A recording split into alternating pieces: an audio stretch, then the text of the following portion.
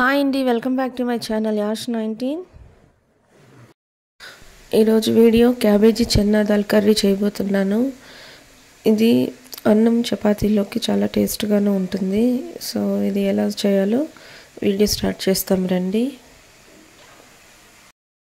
ముందుగా ఒక కుక్కర్ తీసుకొని అందులో 100 గ్రామ్ శనగపప్పు, కొంచెం క్యాబేజీ వేసుకొని బాగా బాయిల్ చేసుకోవాలి. ఒక హాఫ్ అన్ అవర్ ముందు ఈ శనగపప్పుని నానబెట్టి ఉడికించుకుంటే తొందరగా ఉడికిపోద్ది. సో ఇలా బాయిల్ చేసి పెట్టుకోవాలి. ఇప్పుడు స్టవ్ పైన ఒక ప్యాన్ పెట్టుకొని అందులో 5 టేబుల్ స్పూన్ ఆయిల్ వేసుకొని ఆయిల్ బాగా హీట్ అయినాక 1/2 టేబుల్ స్పూన్ ఆవాలు, 1/2 టేబుల్ స్పూన్ జీలకర్ర, 1/2 టేబుల్ స్పూన్ సోంపు వేసి దీంతో పాటు కొంచెం కరివేపాకు కూడా వేసుకొని బాగా ఫ్రై చేసుకోవాలి. ఇలా ఫ్రై చేసుకున్న తర్వాత కట్ చేసి పెట్టుకొని ఉన్న 2 మీడియం సైజ్ ఆనియన్ ముక్కల్ని ఈ ఆయిల్లో వేసి దీంతో పాటు కొంచెం సాల్ట్ కూడా యాడ్ చేసి బాగా ఫ్రై చేసుకోవాలి. ఆనియన్స్ బాగా ఫ్రై చేసుకున్న తర్వాత 1 టేబుల్ స్పూన్ అల్లం వెల్లుల్లి పేస్ట్ వేసుకొని పచ్చివాసన పోయే వరకు దీన్ని బాగా వేయించుకోవాలి.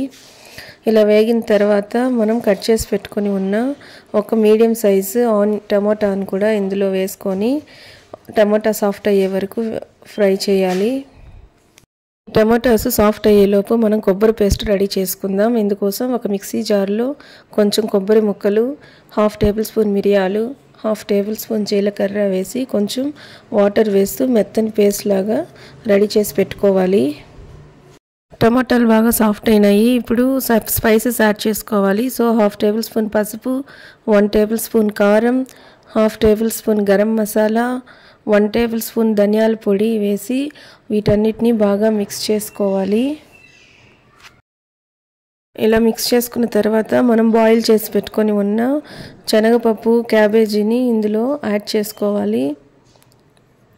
ఇలా వేసుకొని వీటన్నిటిని బాగా మిక్స్ చేసి మనం రెడీ చేసి పెట్టుకొని ఉన్న కొబ్బరి పేస్ట్ కూడా ఇందులో వేసుకోవాలి.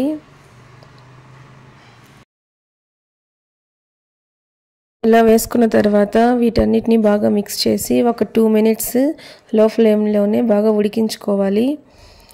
సో ఈ కర్రీ కొంచెం చాలా థిక్గా ఉంటే కొంచెం వాటర్ యాడ్ చేసుకోవచ్చు. ఫైనల్గా కొంచెం కొత్తిమీరని పైన వేసుకొని ఒకసారి మిక్స్ చేసుకుంటే మనకి వేడివేడి శనగపప్పు క్యాబేజీ కర్రీ రెడీ అయినట్లే. కొబ్బరి పేస్ట్ వేసిన దానివల్ల ఈ కర్రీ చాలా టేస్ట్గాను ఫ్లేవర్గాను ఉంటుంది. సో చాలా సింపుల్గా అయిపోతుంది. మీరు ఒకసారి ఇంట్లో ట్రై చేయండి. ఈ వీడియో కనుక నచ్చినట్లయితే లైక్ చేయండి, షేర్ చేయండి, సబ్స్క్రైబ్ చేయండి. మళ్ళీ ఇంకొక వీడియోలో కలుస్తాం. Bye friends.